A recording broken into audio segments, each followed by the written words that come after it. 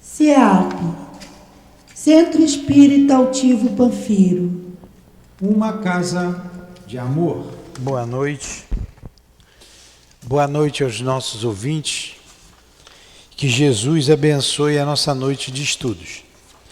Estamos na introdução do Livro dos Espíritos, dando continuidade à introdução número 3, Notícias Históricas. Então a gente vai ler e vai entender devagarzinho. Vai, Raquel.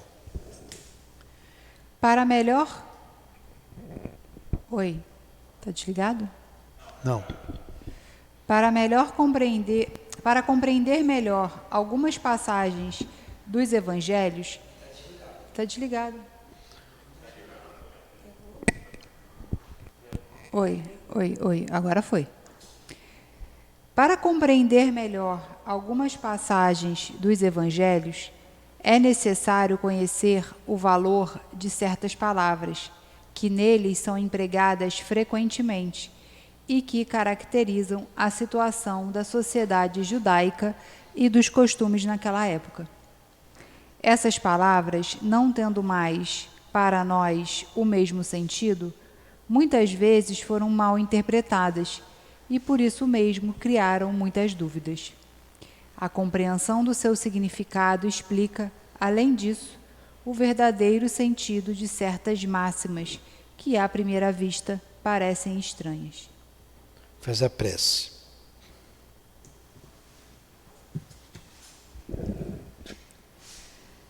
Amado Jesus, Deus nosso Pai, Altivo, Allan Kardec, Irmão Luiz, o patrono do nosso estudo, e todos os espíritos bondosos, estudiosos que estão com a gente aqui nesse momento, para fazermos o estudo do Evangelho segundo o Espiritismo.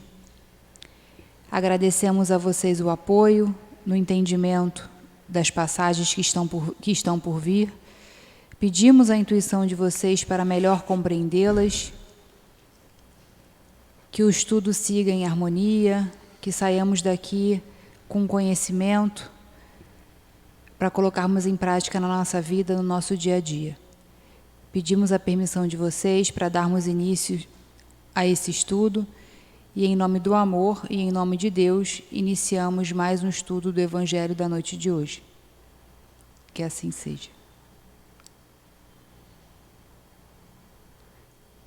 Então, nós vamos tomar conhecimento de algumas palavras que surgem nos evangelhos. Muitas vocês já ouviram. Brigou com o gato, Luciana? É. Não? Foi o Marquinho mesmo? Também não?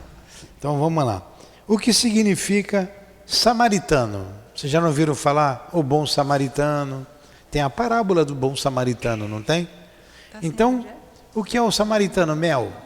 Mel, se você me responder o que é o samaritano, você vai ganhar o meu celular, Mel. Tá aqui, ó. É teu. Dou-lhe uma, dou-lhe duas, dou-lhe três. Vamos lá, lê o que é o samaritano. Nem a Raquel sabia, tá? Fica. Para mim, esses conceitos são muito difíceis. Samaritanos. Após o cisma das 10 tribos, Samaria tornou-se a capital do reino dissidente de Israel. Destruída e reconstruída muitas vezes, ela foi, sob o Império Romano, a capital da Samaria, uma das 4 divisões da Palestina. Herodes, chamado o Grande, embelezou-a com suntuosos monumentos e, para agradar a Augusto, deu a ela o nome de Augusta, em grego, Sebaste. Muito bem. Primeiro vocês têm que saber o que é o cisma. O que é o cisma? Não é? Você cismou comigo, não é isso. Cisma significa separação. Então, após a separação das 12 tribos de Israel, 10 tribos. Das 10 tribos de Israel, esse grupo, um grupo dissidente, foi chamado de samaritano e foram habitar uma região ali da Palestina, chamada Samaria, uma região pedregosa. Então, na Palestina, você tinha a Galileia, a Samaria e a Judéia, 3 grandes regiões que tinham os seus governantes. E era dominada pelos romanos. Os romanos invadiram aquela região e eles trabalhavam e pagavam o tributo a César. Vocês já ouviram isso? O que é o tributo? O tributo é o imposto. Ninguém gosta de pagar imposto até hoje. Imagina vir no feijão ali 30% de imposto porque a gente tem que pagar a um país que dominou aqui o Brasil. Era o que eles faziam. Tudo que se plantava, tudo que se colhia, depois do plantio, tudo que se colhia, tinha que dar uma parte a César, aos romanos. Aqueles que dominavam ainda recebiam o plantio. Eu preciso de feijão. Foram 100 sacas, eu quero 30 para mim. Ou então, eu só preciso de 2 sacas para manutenção da minha família, 28 paga em dinheiro e esse dinheiro mandava para César. Eles odiavam isso. Acabei falando um pouquinho mais, né, do domínio dos romanos. Mas a Samaria era uma região. Para você ir da Galileia para a Judéia, você tinha que passar para Samaria. E quem habitava na Samaria eram os samaritanos. E esse povo samaritano era odiado pelo restante dos judeus. Eles não gostavam do samaritano. Quando passava um samaritano por eles, eles viravam a cara, eles cuspiam. Eles não gostavam. Fala, Marquinhos. A gente ouve muito isso, mas onde de fato começou essa questão desse ódio? Eles não concordavam com determinados, você pode me ajudar, viu, Rosemarie? Eles não concordavam com determinados preceitos dos judeus, que eram judeus também, todos eram judeus. Aí você tem que se reportar lá a Jacó. Você... Então, aí começa a confundir, porque eu não sei se é naturalidade, nacionalidade ou se é religião. É uma região. Religião. Samaritano é o quê? Não é religião, é uma região. Então, a Palestina era um país. Tanto que eles brigam até hoje. Aquela confusão que você vê ali no mundo árabe, todos têm a mesma origem. E o que a Palestina tem a ver com Israel? É o mesmo lugar. Israel é um nome novo para Palestina. Antigamente era Palestina, hoje é Israel. Então Israel é a antiga Palestina. É a antiga Palestina. Tá. Aí tem uma briga, tem uma confusão. Eu não posso entrar aqui em geopolítica, até porque eu não sei muito. Eu posso falar bobagem e alguém está me ouvindo de casa, pô, esse cara está enrolando. Eu não quero isso. Mas é a mesma região. E todo aquele povo ali tem a mesma origem. Aí você vê ali no Iraque, você vê ali aqueles grupos mais radicais que pertencem os islâmicos, é tudo irmão. É tudo irmão. Aí eles brigam por religião, brigam por tudo, mas a origem é a mesma. Quando é que começou lá? Fala aí no microfone. Então, dos 10 filhos, que ele fala de José, para eles entenderem isso. E sim, o povo hebreu compreende todos eles. Isso. É o povo hebreu, tudo ali é hebreu. Tá? Exatamente. É o povo hebreu. E vem lá de trás, vem de muito tempo.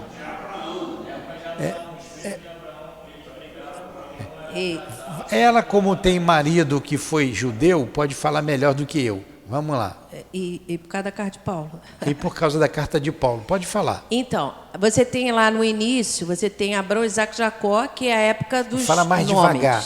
Repete devagar. Então, no início, quando inclusive Leon Denis traz para a gente que quem vem vulgarizar essa ideia de Deus único começa lá com Abraão. Depois tem o Isaac, seu filho, depois tem Jacó. Jacó tem os 12 filhos, que vai dar origem às 12 tribos. Só que acontece que eles têm uma prova. Esses filhos, eles têm inveja de José. Então, o que eles fazem? Eles armam uma cilada para José no meio de um deserto por causa de uma capa que a mãe fez para ele, e ele foi presenteado pela capa, e ele não é o mais velho, porque o mais velho sempre tem o direito primeiro, e ele era dos últimos, antes de Benjamim, que é o último, que é filho de Raquel, porque ele teve várias mulheres, né? O Jacó teve várias mulheres. E a mulher que ele amava era Raquel. E José e Benjamim são filhos de Raquel. Só que José é diferente. Só dá uma paradinha aí, olha só. Quando vocês pegarem, você vai continuar daí. Vocês vão pegar ali o Evangelho de Mateus, vocês vão ver a genealogia de Jesus. Então tá lá, Abraão gerou Jacó gerou Isaac, não, Abraão gerou Isaac, Isaac gerou Jacó, aí vem vindo. Aí Jacó tem os filhos, as 12 tribos, por isso quando ele falou aqui, o cisma das 10 tribos, na minha cabeça veio as 12. E desses filhos... Você está certo, são das 12. Aqui está 10, mas são 12. Desses filhos tem um que é principal, que é José, que vai lá para o Egito, aí tem vai lá, continua. Aí o que acontece? Deixa ela falar. Aí o que acontece? E o filho mais velho, Rubens, ele diz assim, não vamos matar, porque primeiro eles jogam no poço. Não vamos matar. Aí passam os caravaneiros, eles vendem José para esses caravaneiros e ele vai como escravo. Chegando lá no Egito, e voltam para o pai, diz que um animal comeu ele. Quando eles viram, aí pega uma pele de animal, tal e tal e tal, e dizem que ele morreu. Aí o pai ficou arrasado. Aí, enquanto isso, está lá, o José vai lá para o Egito. Quando ele chega no Egito, ele é tido como um escravo, mas é um escravo muito dócil, muito bonito, muito dócil, e ele é colocado junto com aquele que é responsável pelo exército do faraó. Acontece que a esposa desse general era da pá virada e se apaixona por José e faz de tudo para José ter um caso com ela. E José não aceita. Então ela inventa uma história e José é preso. Coitado do José, gente. Tudo prova. Porque ele está se qualificando para Vocês vão ver que José faz. Todos os bons médios, missionários, eles têm sempre as suas provas, né? Então, ele é preso junto com 2 outros. Esses 2 outros, um era culpado e o outro não era culpado. E ele vai se relacionando e demonstrando uma doçura para todo mundo, encanto e tal. E tem os sonhos oníricos, né? A mediunidade onírica. Um dos 2 que vai falar com o faraó, porque o faraó ele tem sonhos. As 7 vagas gordas e as 7 espigas de milho. Vocês estão lembrando disso daí? Vocês estão lembrando do sonho do faraó? Das 7 vagas gordas, da espiga de milho, e ele quer interpretar esse sonho. Tu presta atenção, Marquinhos, você que perguntou, tá? Que eu tô vendo... Você tá pensando... Não é Record, não. Não é, a não. novela lá. Não é, não. Vai lá, continua. Não, Sim, deixa ela continuar verdade. aqui com o raciocínio. Mas nem tudo ali é uma ficção, é um romanceado. O que eu estou te contando é do Velho Testamento, tá? Aí o que acontece? Esse José, o faraó fica sabendo que ele, em interpretações, chama o José para interpretar os seus sonhos, mas chama sem acreditar muito. Aí José acaba identificando, dizendo o que era e tal. O faraó, um homem bom, aí fica impressionado com aquela Diz o que solução. é o sonho, interpreta o sonho de José. As 7 vacas gordas significa o quê? Sim, as 7 vacas gordas seriam 7 anos de bonança. E depois, elas magras seriam 7 anos de Fome, de miséria, de seca. De miséria, de seca. De fome. Aí ele fala, então tá, então você que vai resolver isso. E bota ele, casa ele com uma menina importante também, tá? E José passa, aí ele come o pão que o diabo amassou, porque todo mundo fica com inveja, né? Sabe que esse negócio de inveja não é de hoje, essa coisa já acontece há muito tempo. Aí ele passa a administrar, é o segundo homem mais importante do Egito. E aí que é lindo, por quê? Porque ele passa a fazer tudo conforme um espírito superior. Porque ele não pensa só no Egito. Ele vai ter os silos cheios também para abastecer a fome de quem viesse de fora. Ele vai administrar toda a região. Nos 7 anos de vaca gorda, ele juntou em celeiros muita comida, para poder sustentar os 7 anos de sem comida. Continua. Seca, exatamente. Já deu um passo adiante. Porque o que acontece? Mas aí, quando ele ficou famoso, o pai não descobriu que ele estava vivo, não? Não, vai saber, vai chegar lá. Peraí. Calma. Ainda não. Porque o que acontece? As distâncias são muito grandes. Então, o pai dele está lá no deserto, não sabia de nada, e eles ficavam confinados no deserto. Quando faltou comida, então ele envia, menos a Benjamim, que fica com ele, porque ele tem medo de perder esse segundo filho da mulher que ele ama, fica com ele. E vão os outros filhos. Quando chegar lá, que ele identifica os filhos, não, peraí, vamos resolver essa história, mas não vamos dar com facilidade a solução. Então, que eles você entendeu o que ela falou? Ela começa a falar rápido, você não entende. Volta, explica de novo que você falou muito rápido. Então, o pai dele lá no deserto começa a sentir fome. Não, o Benjamim não armou nada, ele estava lá com o pai. O Benjamim, se o Benjamim soubesse disso, ele nem ia deixar nem fazer.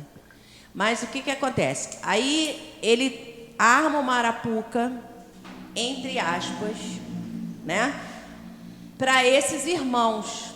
Então, que ele manda botar objetos nas sacas dos mantimentos, que eu não lembro qual mantimento, acho que era o trigo, para levar para o deserto. E bota esses objetos. Aí, quando eles vão passar na aduana, né, na fronteira, ali para sair da região do palácio. Só um minutinho, só para poder lembrar, essas alturas, José tinha se tornado um governo.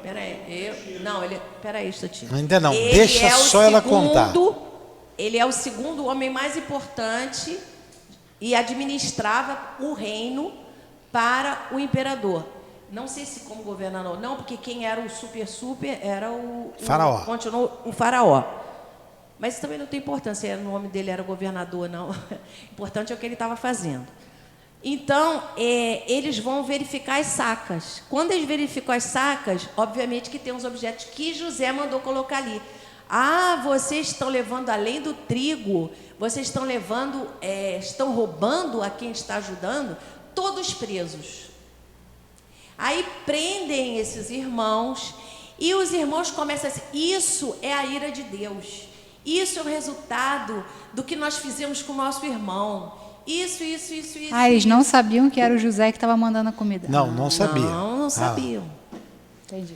Aí eles ficam ali e falam assim, não, para vocês serem libertados, eu vou libertar um de vocês, vocês vão lá no pai de vocês e vão trazer aquele irmão que estava lá. Aí eles chegam com essa notícia para o pai, né, para o Jacó. Jacó fica louco, falou, não vou mandar Benjamim, já perdi José, não vou mandar, mas então a gente vai morrer de fome, mas vai morrer todo mundo. Conclusão, no final ele consente e envia Benjamim junto com um desses irmãos, que eu não lembro qual foi o irmão que foi, não. Ou ficou um dos irmãos lá, o que se sentiu mais culpado, inclusive, com todo aquele acontecimento. Aí vem o Benjamim. Quando eles chegam, José, ele prepara um jantar, né? E assiste os irmãos todos conversando. E agora? O Benjamim está aqui, como é que vai ser? Será que vão pegar o Benjamim também? E ele vê o arrependimento dos irmãos, assiste a declaração dos irmãos, todos os irmãos. E o José fica sensibilizado, tira toda aquela indumentária, porque essa questão da indumentária é muito importante, porque cada uma das tribos, ou cada uma da região da Samaria, ou da Palestina, ou da Judéia, elas têm uma característica que é identificada pela roupa que usa. A roupa identificava. Por isso que quando Jesus estava lá no Monte das Oliveiras, o Judas teve que beijá-lo. Porque a indumentária dele era igual de todo mundo. Eles não sabiam, o rosto não tinha. Era a indumentária que distinguia as regiões. Mas como todos ali, o Jesus e os apóstolos estavam ali, quem era o mestre ali? Ninguém sabe. Então, eu vou dar um beijo em quem for o mestre. Foi por isso que ele beijou. Mas voltando à história. Aí então o José tira aquela roupa e aparece para os irmãos. E aí é uma comoção, eles se ajoelham, pedem perdão. É lindo. E aí ele pede, depois que tudo fica bem, não sei o quê, eles se jantam, não sei o que e tal, pede para trazer o pai para morar lá no Egito. Acontece que do José com esse faraó, que está tudo bem, tudo maravilhoso, até 400 anos depois, foi 400 anos de escravidão, conforme o tempo foi passando, esses judeus foram se multiplicando. E o faraó, que ia sucedendo o outro, começou a esquecer todo o passado e começou a ficar com medo do número de hebreus. Porque nessa época não estava nem judeu. Judeu é bem depois. Aí esse faraó teve aquela coisa de mandar matar as crianças para não ter mais a proliferação, porque a criança ia substituir, poderia se tornar um faraó, essas coisas todas. E aí que acontece o caso do Moisés, que todo mundo conhece, que vai ser retirado das águas pela sua filha e tudo mais. Acontece que o povo judeu já estava muito sofrido, já estava de escravo mesmo, qualquer coisa era uma chibatada. Então, o que acontece? Diante de tanta dor, e a gente tem que ver toda a parte alegórica, tá? Independente se for verdade ou não, a parte alegórica é a mais importante, porque se tem questão do perdão, do arrependimento dos irmãos, tudo isso. Lá no caso do José, eu já estou em Moisés, né? Você tem que ver a questão assim, nossa, nós não estamos mais orando para o nosso Deus. Nós nos afastamos do nosso Deus. Estamos influenciados por todos esses deuses pagãos, porque o hebreu, não é que ele desacreditasse dos outros deuses. Eles não seguiam e não eram devotos a esses outros deuses. Tanto que alguns dos judeus que se corromperam, judeus não, hebreus, que se corromperam, e sempre foi por causa disso, essa questão toda, né? Por causa da corrupção, da adulteração, né? Onde é que eu estou agora? Me perdi. Em Moisés saindo do a Egito. questão da fé. Aí eles começam a se reunir e orar para Deus, se aproximar novamente de Deus. E nessa história toda tem o Moisés que descobre toda essa questão de quem era o pai, quem era a mãe, que eles eram irmãos, e aí acaba matando um soldado porque agrediu um hebreu.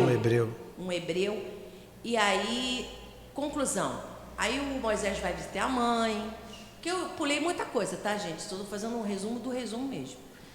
E aí se emocionam e não sei o que e tal. Ele abandona o castelo, só que aí tem uma história que não conta nessas ficções, que é o fato dele ser um iniciado no Egito. Essa coisa desse iniciado é que estabelece uma estreita ligação com o alto. E o fato também, a nível material, dele ser, por exemplo, o engenheiro do faraó. Então, você vê, ele também foi o engenheiro do templo, que no deserto era a tenda. Então, só um instantinho, que ela vai falando, só um instantinho. O que é um iniciado? O iniciado é aquele que tinha um conhecimento de um Deus único, da imortalidade, mantendo a individualidade, da comunicabilidade. Os médiuns falavam com os espíritos. Moisés conhecia tudo isso. Moisés era um médium de efeitos físicos extraordinário, tinha muito fluido, e ele foi criado com o faraó, como filho. Ele foi criado ali, só que ele era hebreu. Aí ele liberta, depois de tudo isso, ele mata um soldado. A vida de Moisés começa com um crime. Ele mata um soldado egípcio porque ele estava agredindo um irmão dele, um hebreu. E o próprio hebreu fica com raiva disso, não gosta. Isso para a gente chegar lá no samaritano, tá? Aí ele consegue tirar o povo. Aí tem toda aquela história ali, uma história imensa, que ele tira o povo do jugo egípcio e leva para a terra, para buscar uma terra prometida. Ó, tem Canaã, é a terra prometida. E ele roda no deserto para aqueles que a Rosemarie disse, que já estavam viciados lá nos deuses dele, fossem morrendo, a velharada fosse morrendo, e os mais novos fossem assumindo novamente a crença no Deus único. Olha que trabalho. Tá? Então vamos passar a partir dali. Aquela geração estava perdida. Aquela geração estava perdida, a nova geração, tá? É igual a Rosana, não tem mais jeito, mas a Mel tem, entendeu? Tanto que até a questão da circuncisão, que é pode falar o que quiser, mas é isso. É uma forma de você marcar na carne a tua aliança com Deus. A aliança com Deus é marcada na carne pela circuncisão. Essa história de que é higiênico, porque estava no deserto, isso aí isso é conversa, não é nada disso. É uma coisa cultural deles, porque isso é uma marca da fé no seu corpo. Como tem outros que fazem outro tipo de sei lá o que marca, por exemplo, os índios fazem essa marca. Tá, mas vamos lá, você não vai dar tempo de falar, você vai dar. Bom, resumindo, então Moisés sai com eles de lá. Posso voltar só o termo hebreu? Surge em que momento? Você começou a falar de hebreu? Hebreu é a raça hebreia, isso a gente vê lá em Caminho da Luz. Aí você vai ter que chegar lá em Capela. Veio de Capela para a Terra um grupo de espíritos exilados daquele planeta, que aí você vai ter que ler Caminhos da Luz. Todos devem ler. Um grupo de espíritos foi exilado de Capela, porque Capela se tornou um orbe superior, deixou de ser um mundo de provas e expiações e entrou numa fase de mundo de regeneração. Aí veio um grupo de espíritos para cá. Esse grupo se juntou por afinidade. Os hebreus foram um grupo, os arianos, outro grupo, formou a raça europeia. Os egípcios, um outro grupo. Então, foram os arianos e tem o... Não. O chinês já estava aí. São os hindus, o terceiro grupo. Subdividir depois em hindus europeus, que não foram aceitos nas suas castas. Aí eles, ao longo do tempo, eles vão migrando e vão para a Europa. Então, desses grupos que vieram de Capela, os hebreus, essa raça, eram os mais voltados para Deus. Você vê os europeus hoje, que deu a raça adâmica, né? a raça branca. Você vê ali um Hitler, você vê tantos querendo a raça pura, eles tinham um pensamento diferente. Os egípcios eram mais místicos, e esses eram os melhores, o grupo mais preparado para receber Jesus. Tudo para receber Jesus. A gente tem que chegar em Jesus depois, vai lá. Ela já passou essa fase. Vamos lá, continua aí, para não atrapalhar. Aí o que acontece? Eles estão livres. Tem a tal das 10 pragas, que a gente não vai contar porque vai ficar muito comprido, mas que são, na verdade, provas e oportunidades que Deus estava dando ao faraó dele libertar aquele povo da escravidão. Então ele sai, aí tem a tal do Mar Vermelho, né? Que é a abertura do Mar Vermelho, que é outra coisa que é uma lenda que já foi também totalmente Descartada, cientificamente já foi comprovado, porque é uma questão de tradução. Em vez de Red Sea, que é Mar Vermelho, eles na tradução eles não escreveram Red Sea, que é com 2 S, que é Mar de Junco. E esse Mar de Junco era um pedaço daquela passagem naquelas águas em que o mar, quando estava em maré baixa, dava condição para eles passarem. Então eles passaram e quando vieram isso aí até meu irmão mesmo, na praia, quase morreu afogado assim. De repente a maré sobe e aí aquele exército todo se foi, morreu. Aí ele chega lá na terra no deserto. E aí tem o deserto, tem a questão da visão que ele tem, né, dizendo assim, para construir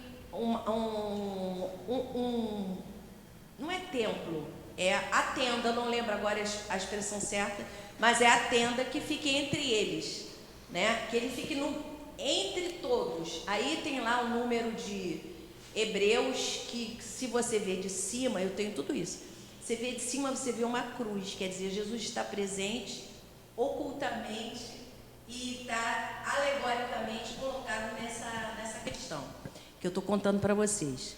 Então, aí ele passa o deserto, na verdade, todos eles estão em provas.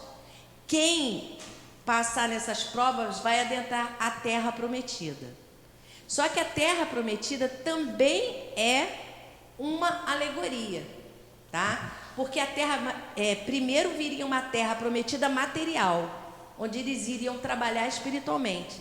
Mas que, na verdade, já estou lá em Paulo, essa terra prometida que a gente tem lá no nosso evangelho é aquela que vai produzir no nosso coração 30, 60, 90, 100%.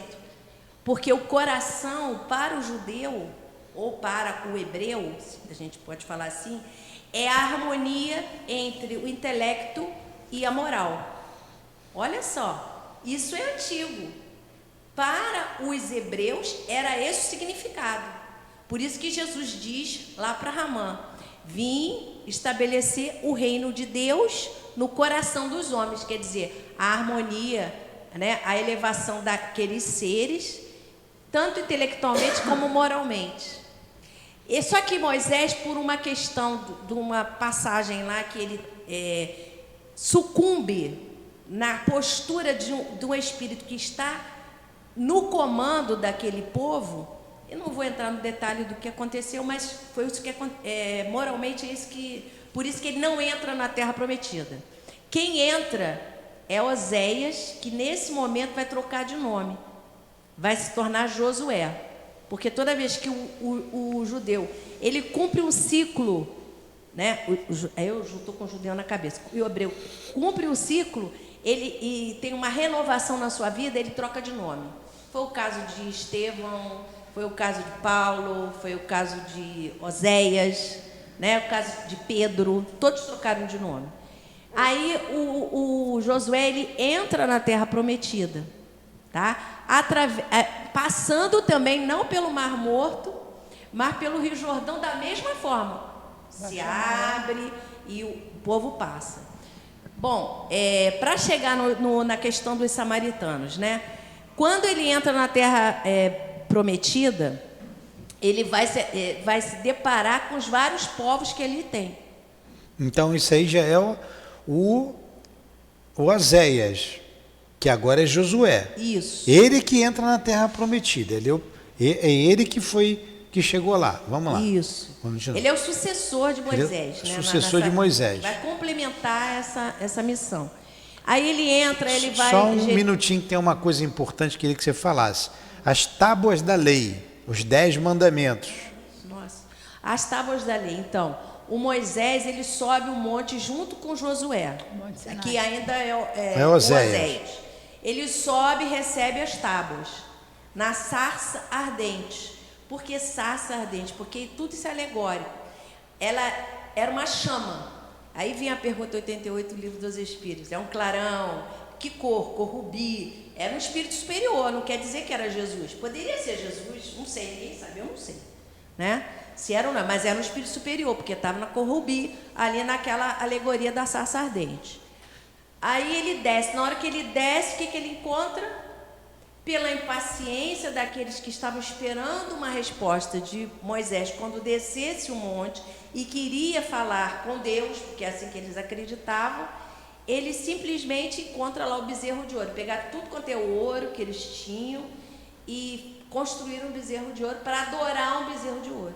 Aí Moisés quebra aquela tábua, diz que eles não merecem, que não sei o quê, briga lá, dá uma confusão danada. Mais tarde, muito mais tarde, é que Moisés vai subir outra vez o monte, a mando de Deus, entre aspas, né, para receber novamente a tábua da lei. A tábua da lei são os 10 mandamentos. Só que dessa vez ele não vai subir com Oséias, ele vai subir sozinho. E aí tem uma passagem lá no Antigo Testamento que a gente estuda na Carta de Pau, é que eles não poderiam olhar o rosto de Moisés, porque ele estaria inundado de luz, que eles chamam de véu.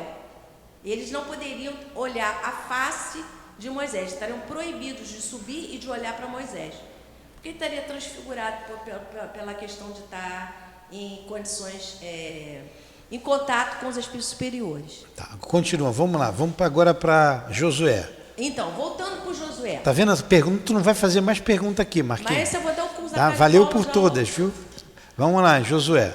Aí quando chega lá, ele tem lá o Jericó, aí tem lá todas as dificuldades e tal. Só que é importante a gente entender que ele não é... Primeiro que ele cumpre vários ordens de Deus. Essa conexão, toda aquela questão cultural, que a Arca da Aliança iria na frente, junto com... que é onde tem a Tábua da Lei, onde tem o bastão, que depois eu conto outro dia o que é o bastão. E junto com os sacerdotes. É na frente do exército dos sacerdotes, porque Deus está à frente do mundo. Tudo tem esse sentido alegórico. Aí ele vence lá o primeiro reino, o segundo reino, com exceção desse reino primeiro, que eles são salvos por uma prostituta. Mas a prostituta tem um sentido alegórico, não da mulher que se prostituiu, embora ela fosse uma prostituta, mas daquela que se arrependeu, como Maria Madalena. E é ela que salva os espiões que eles colocam lá, e é ela que vai ser salva desse reino. Quer dizer, tem que pegar o sentido alegórico da questão. Ela é salva por quê? Porque ela está arrependida, ela foi amiga e ela se entregou ao Deus único, abdicou dos deuses. Então, tudo isso é uma história, mas que a gente tem que pegar a parte moral da história. Aí vai o segundo reino, eles vão conquistando todo... não vou entrar em demais detalhes, mas eles vão conquistar a Terra Prometida. Essa Terra Prometida ela vai ser dividida entre as 12 tribos. E aí o que acontece? Os filhos de Josué vão receber os dois, o Benjamim e o... Esqueci agora. Qual o nome do outro filho dele? José. Os filhos de José. Esqueci agora o nome dele. Os dois filhos dele vão receber uma porção de terra, tá? E os levitas, que se você contar, serão 13 tribos, tá? Se você fosse dividir entre os 12 e os dois filhos de Josué. Mas os levitas não recebem terra, eles recebem o dízimo. Aí está a origem do dízimo. Em forma de quê? Em forma da colheita, que o Newton colocou. Eles recebem a colheita porque é para se alimentar. E eles vão cuidar só das coisas de Deus. Então, porque eles não têm tempo de pastorear, não têm tempo de trabalhar, eles vão cuidar só das coisas de Deus. Então, as outras tribos vão socorrê-los materialmente para que eles possam cuidar das coisas de Deus. Só que ao longo do tempo, isso foi se deteriorando. Foi se modificando. E a questão lá do imposto do romano, você vê, o hebreu, ele pagava o dízimo e pagava o imposto. Então, como a gente, né, tem vários impostos, né? Tem imposto, tem TPC. E eles eram quase miseráveis, muita dor. Agora, com relação aos samaritanos, os samaritanos, eles só aceitavam os 5 livros. Já o templo na Judéia... Então, como é que originou? De onde saiu o samaritano? Era dali mesmo, o povo hebreu? É porque eles, assim, na Judéia você tinha lá o templo. Na Samaria também tinha um templo. Eles disputavam onde existe a presença de Deus. Porque para eles, no templo, Deus morava no templo. Por causa de uma passagem de Isaías em que ele dizia que tinha visto Deus dentro do templo. Então eles acharam que Deus morando lá, eles tinham que disputar onde Deus ia morar. Se era na Samaria ou se era na Judéia. Esse que é o princípio todo da briga. E aí vê aquele negócio, não, porque eu acredito desse jeito, você acredita de outro jeito, mas na verdade era o templo que a presença de Deus estava para eles dentro do templo. Só que acontece o seguinte, só para fechar, pela insubordinação dos samaritanos, eles que foram advertidos por vários profetas, e que faz parte do Reino do Norte, onde tem as 10 tribos, porque o Reino do Sul tem as 2 tribos, e o Reino do Norte tem as 10 tribos. Então, o Reino do Norte, que tem como capital a Samaria, e a Judéia é a capital do Reino do Sul, que eu nem contei a parte porque que separou, porque você falou do cisma, né, que é a separação. Eles simplesmente são invadidos pelos assírios. Os assírios, e tudo com a advertência dos profetas, porque eles não se endireitam, porque toda vez que uma coisa que a gente tem que lembrar, que o Newton sempre fala aqui, tudo que separa diverge de Deus. Isso é muito importante. Toda vez que a gente se separar, seja por que motivo for, a gente está indo contra a vontade divina, porque a vontade divina está lá em Paulo 1009 do Livro dos Espíritos. Gravitar na direção da unidade divina. A unidade é estar todo mundo junto, todo mundo fraterno. Então vamos lá. Ela fechou aí. É um grupo de espíritos. E o que foi que a Rosemarie contou? A história do povo hebreu.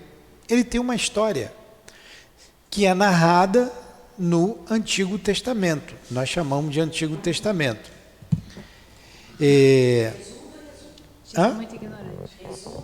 É o resumo do resumo. É a história do povo hebreu, que está lá. Você tem que ler aqueles livros todos. Então você começa ali com a Gênese, que é a origem de tudo. Depois você tem, eu não me lembro a sequência, você tem Números, você tem Reis, você tem Judite, você tem vários livros. Os próprios protestantes não aceitam todos os livros, ou melhor, o católico não aceita todos os livros que os protestantes aceitam. Olha só, eles protestaram. O protestante e o católico são pessoas diferentes? Não, todos são cristãos. Eles protestaram, pensam diferente. O espírita é cristão? Nós não somos cristãos? Pensamos diferente dos católicos e dos protestantes. Protestantes e católicos sempre brigaram. Tem uma coisa dificílima, um fato histórico dolorosíssimo, que a Dona Ivone, que a gente tanto gosta, participou, que é a noite de São Bartolomeu, a matança dos huguenotes. Os huguenotes eram um termo pejorativo para os protestantes, porque eles protestaram, Martim Lutero, Calvin, ali século XVI, né? Século XV, XVI, por ali. Eles protestaram, vem o protestantismo. O mesmo princípio é com o povo hebreu, Marquinho. Todo mundo é irmão ali, mas divergiram da interpretação dessa história que Moisés vem contando, porque já tinha ali a história. E um detalhe, a história do povo hebreu é escrito em hebraico. Depois vem lá os anciões, que se chama Septuaginta, que traduz do hebraico para o grego. Isso já se perde muito. Depois vem com o cristianismo, vem a Vulgata Latina, que traduz do grego para o latim. Olha como é que vai se perdendo coisas aí. E depois vem as diversas traduções, só aqui no Brasil são várias. Tem as traduções católicas, como a de São Paulinas, tem as traduções protestantes, que são diferentes. Mas tudo é cristão. Então vamos lá, só para eu fechar esse entendimento aí. Esses que interpretaram, um desses grupos que interpretou diferente foram os samaritanos. E o restante não gostava deles, porque eles pensavam diferente. Mas para os samaritanos, Deus estava habitando ali no templo deles. Mas para os judeus, Deus estava habitando ali, na Galileia, na Judéia. Então não se dava bem. Os samaritanos não se davam bem com o restante dos hebreus. Não se davam bem. Então, quando ele coloca aqui o samaritano, a origem dessa palavra é essa aí. Eles são dissidentes, eles não concordam com os irmãos do norte e o do sul. Entendeu, Marquinhos? Foi bom ela falar, porque isso é história. Eu já não me lembrava de tudo, já faz algum tempo que a gente leu, não me lembrava mesmo. Aí foi falando, foi refrescando alguma coisa na nossa cabeça. Mas isso vem desde outro planeta. Olha que povo briguento. E até hoje eles não aceitam Jesus como Messias. Olha como nós somos difíceis. E se a gente não mudar, a Terra está se transformando num mundo de regeneração. Vão sair daqui também. E com certeza muitos deles. Muitos deles que estão como espíritos desencarnados e têm ódio do Cristo. São inimigos do Cristo. E nós sofremos perseguição desses espíritos, sabia? E se eles não se regenerarem, terão que sair daqui novamente. Pergunta, ô Maiara. Não vem com pergunta igual a do Marquinhos, não, porque aí... Só uma coisa. Em transição planetária do Divaldo, eles já foram recambiados, tá? Os chefões já foram recambiados. A cidade espiritual, ela não pode ser dissolvida, ela teve que ser transplantada. Tal a dificuldade daquelas mentes em aceitar o Cristo. Fala, Maiara. Eu repito aqui a pergunta.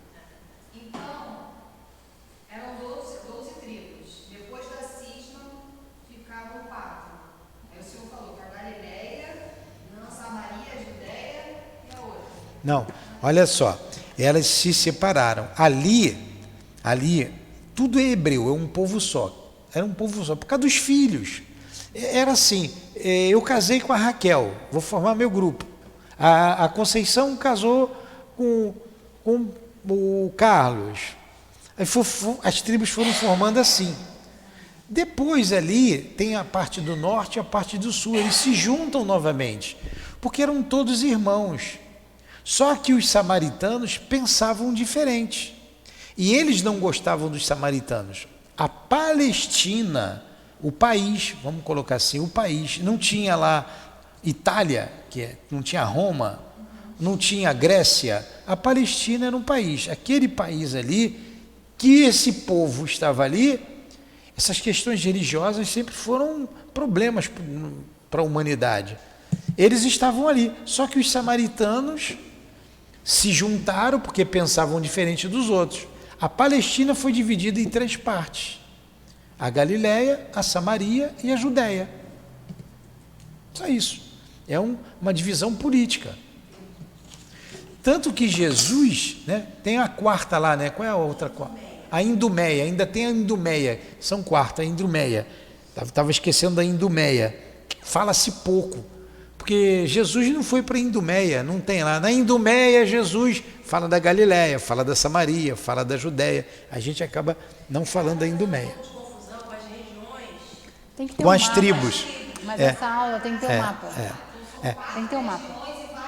Várias tribos, elas se juntaram ali. Você está confundindo realmente as tribos com a região. Esse povo estava ali naquela região. Eles brigam até hoje, Iraque, aquilo tudo ali, os turcos também, não é? Tudo ali, tudo é hebreu. Se formaram os países, você vê, alguém me perguntou aí, como é que surgiu Israel? Israel é a antiga Palestina, mas continuam brigando até hoje. Esse grupo que a gente está lendo aqui, os samaritanos, ninguém gostava deles, eram os diferentes, eram os protestantes de agora. Eram os protestantes. Quando teve a divisão dos católicos e surgiram os protestantes, os reis protestantes, aí tem toda a história sobre isso, eles eram os protestantes, ninguém gostava deles. Não seria o contrário, não? Hã? Não seria o contrário, não? Os outros que eram os protestantes? Não.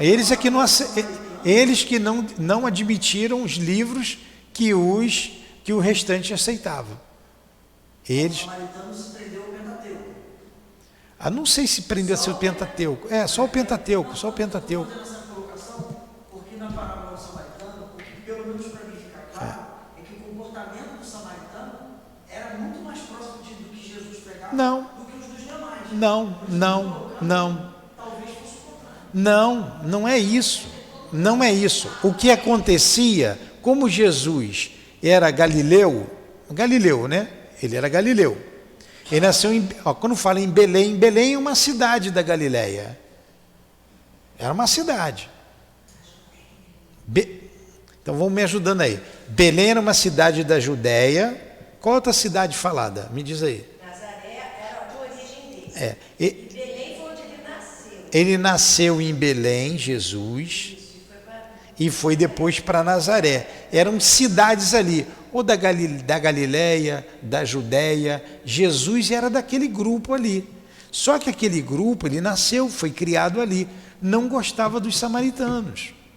E como eles não gostavam de samaritano, Jesus sempre pegou o samaritano como exemplo. Por exemplo, um homem que ia de Jerusalém para Galiléia, quando o fariseu, que nós vamos ver quem é o fariseu, que era o doutor da lei, ele pergunta: quem é o meu próximo? Aí Jesus conta a parábola do bom samaritano.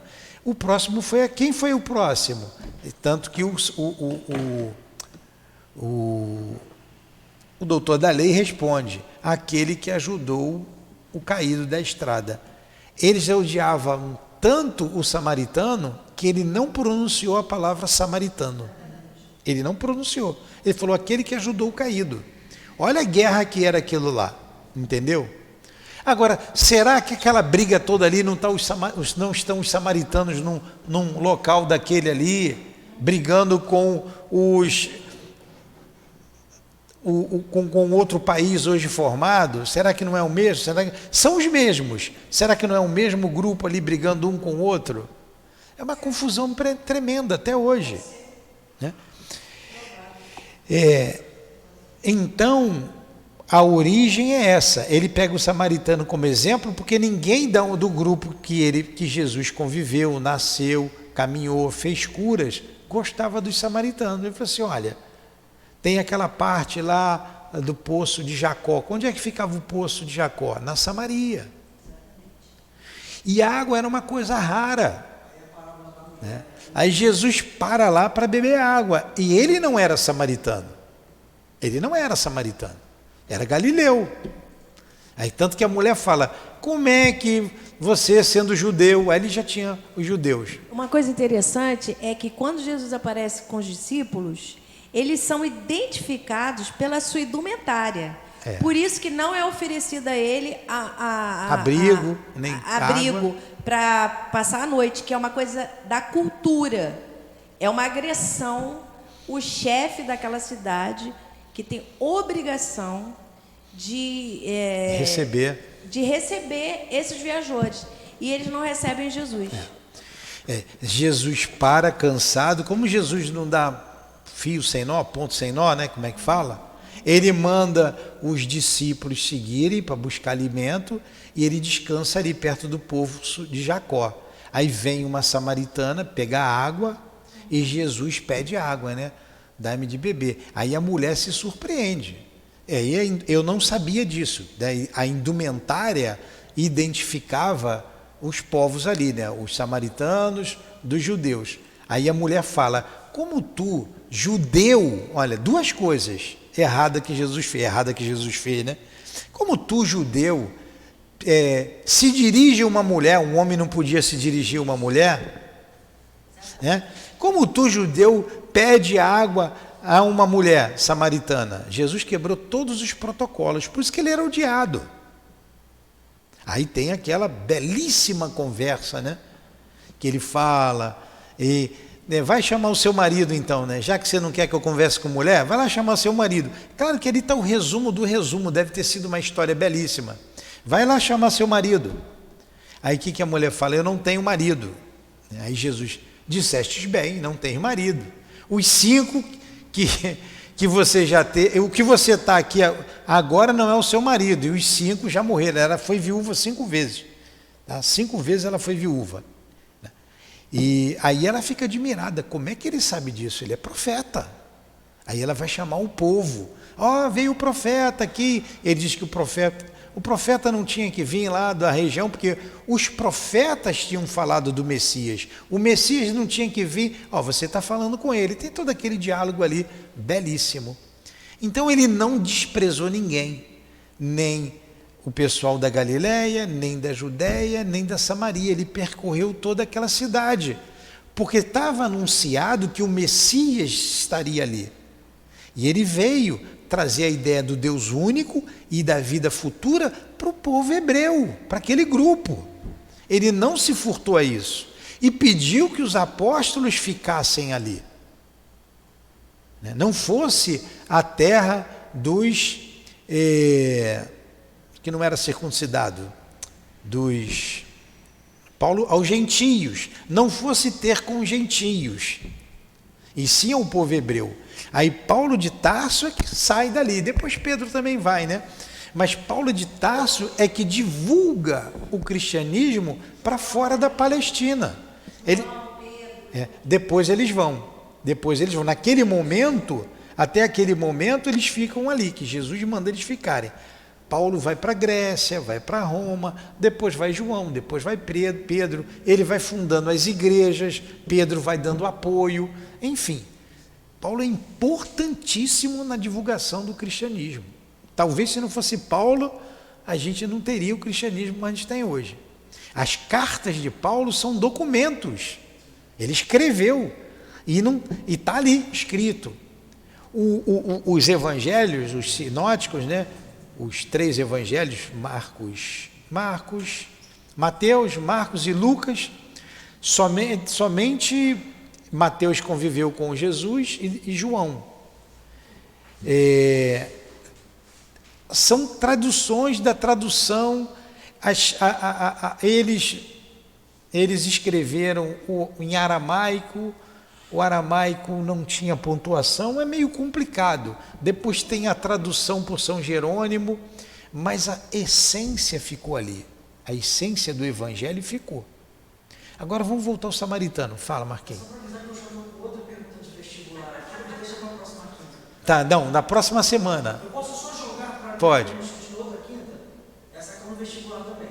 Se a gente considerar que nessa região, nessa época da Samaria, dessa questão, que, como você mesmo disse, pode ter gerado o que a gente chama hoje de Guerra Santa, onde que entrou então o muçulmano, já que todo mundo ali era de uma mesma época de guerra?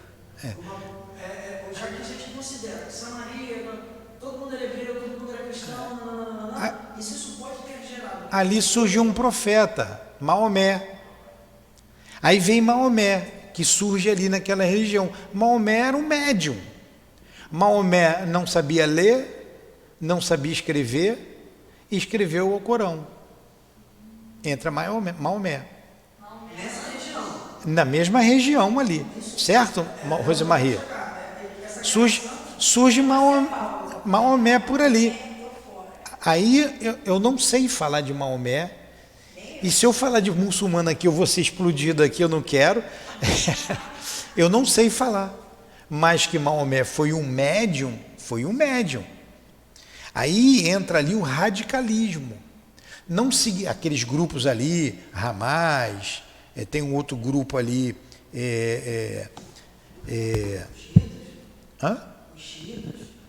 os xiitas pertencem aos hebreus. Sunita, xiita, é tudo daquela área ali. Olha só, eu não sou judeu, eu não sei falar, eu não vou entrar porque eu posso falar o que eu não devo, o que eu não sei. Eu não sei te responder. O que eu sei falar, o que eu posso te dizer é que Maomé foi um profeta. Agora, todo muçulmano é radical? Não, tem muçulmano boníssimo. Tem muçulmano. Agora, eu não sei também falar dessa religião. Não sei falar. Tem uma coisa, Newton. O Alcorão é maravilhoso. A adulteração, né, que a gente viu, inclusive, quando a gente estava estudando o Céu e Inferno hoje, né, a adulteração do homem. Se a gente pegar lá o capítulo 6 e tem 5, quando Jesus fala ali, que é o Espírito de Verdade, né, o cristianismo foi adulterado pelo homem. Os erros que existem é do homem. Pois é.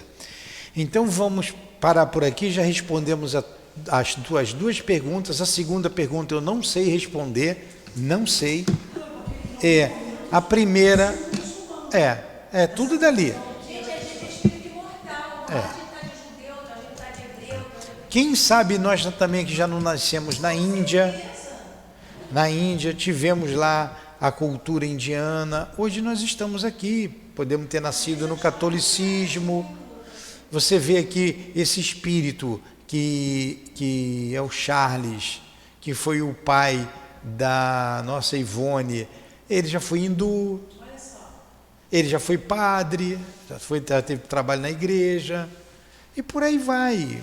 Né? O espírito imortal nasce em várias regiões para ir justamente quebrando esses preconceitos. Acabou que nós não falamos do samaritano, né? E na hora que vem a gente fala o que está escrito aqui. Eu não posso ampliar muito porque eu não sei. Se tivesse aqui um Haroldo Dutra Dias, que todos nós admiramos, com certeza ele explanaria muito melhor, muito mais. Entra lá no site dele e pergunta para ele. Né?